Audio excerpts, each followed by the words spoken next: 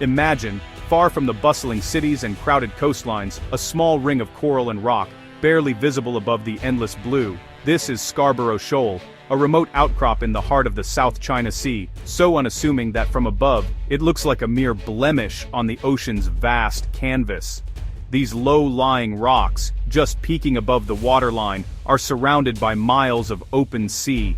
The waves gently lap against the coral, and the horizon stretches endlessly in every direction, making the shoal seem almost insignificant, just a whisper in the wind. But for generations of Filipino fishermen, this place is anything but insignificant. Known locally as Panatag Shoal, it is a lifeline, a sanctuary where tradition and survival are deeply intertwined. Here, fathers teach sons the art of fishing, and families depend on the bounty of the sea for their daily bread. The calm, sheltered waters inside the shoal offer refuge from storms and a rich harvest of fish. For these coastal communities, Panatag is more than a fishing ground. It is a place of stories, memories, and hope, a vital resource that sustains life and culture. Internationally, it is known as Scarborough Shoal, a tiny atoll that sits well within the Philippines' exclusive economic zone, as defined by international law. On maps, it is a small dot, but its significance is enormous, both for the people who depend on it and for the nations that lay claim to it. For the fishing communities of Zambales and Pangasinan, the shoal has been a source of livelihood for as long as anyone can remember. Boats set out before dawn, braving unpredictable seas, guided by the knowledge passed down through generations. Yet today, this traditional fishing ground has become a flashpoint, a place where local livelihoods collide with the ambitions of powerful nations. The waters that once promised safety now echo with tension and uncertainty. Over 500 nautical miles from its own shores, China claims the shoal as Huangyan Island, sending Coast Guard and Navy vessels to assert its presence. The Chinese flag now flutters in waters that Filipino fishermen have called home for generations. Scarborough Shoal has become a symbol, a microcosm of the larger struggle for control over the South China Sea. Here, the contest is not just about territory, but about resources, sovereignty, and the right to a way of life. Filipino fishermen now venture out under the watchful eyes of foreign ships and surveillance drones. Their freedom to fish is no longer guaranteed. Every journey is shadowed by the threat of confrontation, and the sea that once provided now feels like a borderland. The story of Scarborough Shoal is ultimately about people, their rights, their dignity, and their national pride. It is about the struggle to protect a heritage and a future, in the face of forces far beyond their control. The question at the heart of this conflict is as old as history itself. Does might make right on the open ocean, or do the rights of ordinary people and nations still matter in the face of power? The fate of this tiny atoll now ripples far beyond its coral ring, affecting regional stability, international law, and the lives of countless people. In the struggle for Scarborough Shoal, the world is watching, and the outcome will shape the future of the South China Sea.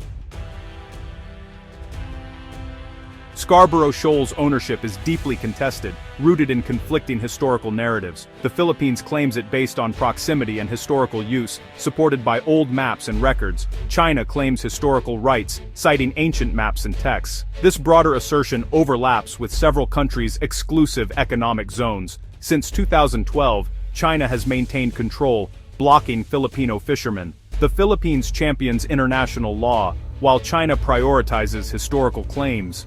This standoff is a microcosm of a larger regional power struggle. It tests whether international law can resolve disputes between nations of different power.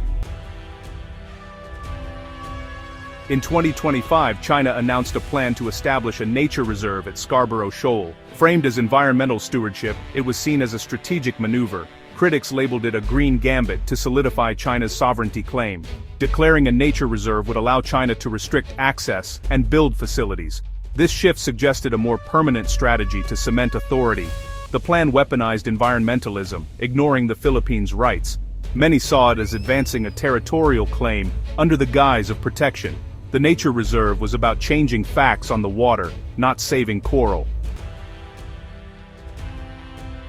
In Manila, the Philippine government responded with swift and decisive action to China's announcement of a new nature reserve in the contested waters. Within hours, officials convened emergency meetings, and the Department of Foreign Affairs issued a formal protest, making it clear that the move was unacceptable to the Filipino people and their leaders.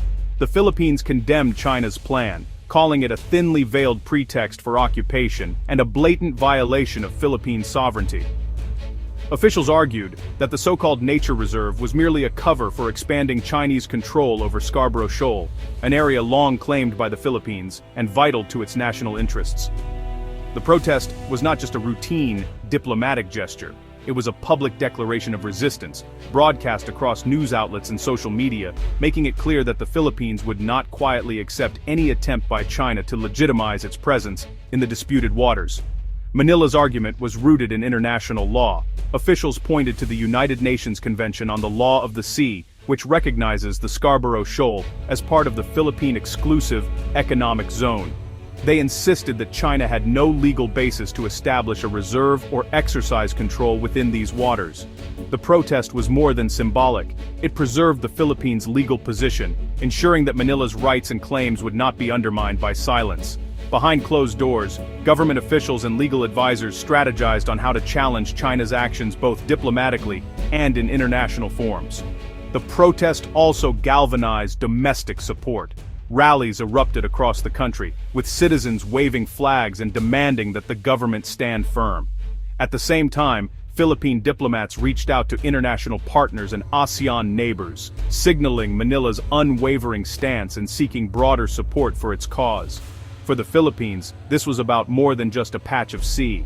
It was about defending national territory, upholding the rule of law, and protecting the livelihoods of Filipino fishermen who depend on these waters for their survival. The protest brought into sharp focus the core of the conflict, a struggle between national sovereignty and the strategic ambitions of a regional superpower. It underscored the high stakes involved, not just for the Philippines, but for the entire region. In this ongoing dispute, the diplomatic fight was every bit as crucial as the tense standoffs at sea.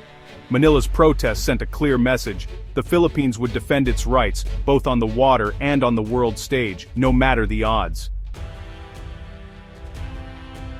In August 2025, a maritime incident near Scarborough Shoal escalated tensions. A Philippine Coast Guard mission was met with aggression from Chinese vessels. The Chinese ships pursued the Philippine cutter, leading to a collision. The incident exposed the risks of China's aggressive tactics. It was a stark reminder of how quickly tensions could spiral out of control. The collision highlighted the potential for miscalculation and accidental conflict.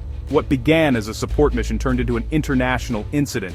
The event foreshadowed the dangers of brinkmanship in the South China Sea. It underscored the thin margin for error in these tense encounters.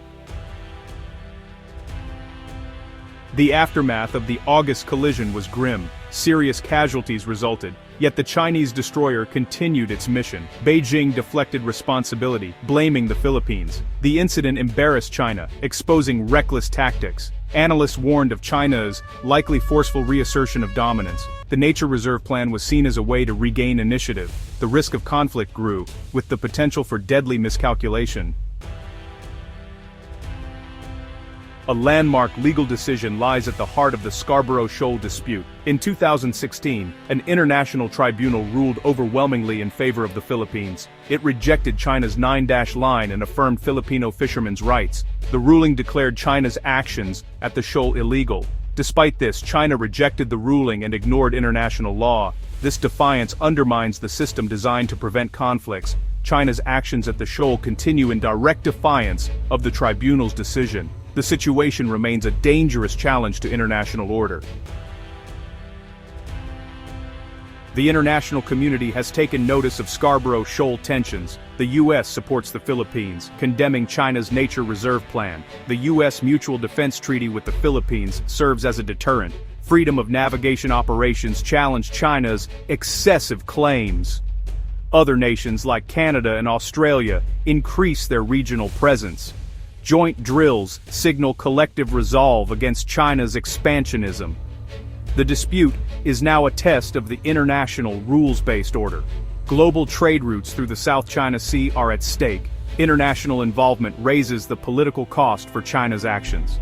The world stands with the Philippines, opposing coercive behavior.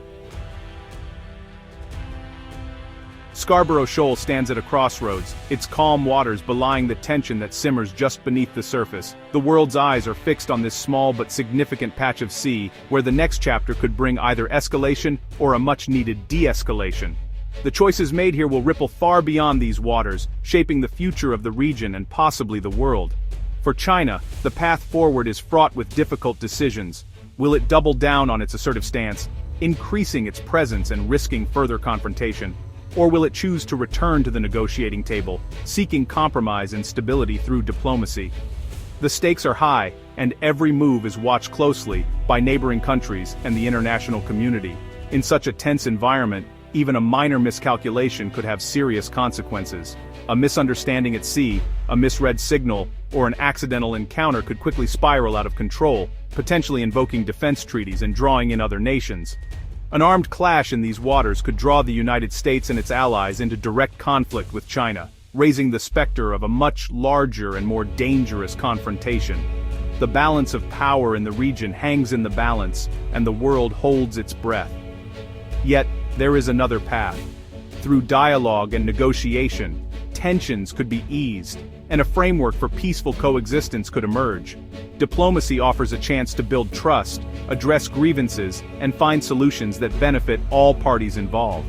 For the Philippines, practical arrangements could be made to ensure that local fishermen can safely earn their livelihoods, free from fear and uncertainty. These small steps could lay the groundwork for broader cooperation and mutual respect. Ultimately, the future of Scarborough Shoal, and the wider South China Sea, depends on whether disputes are settled through force or through dialogue.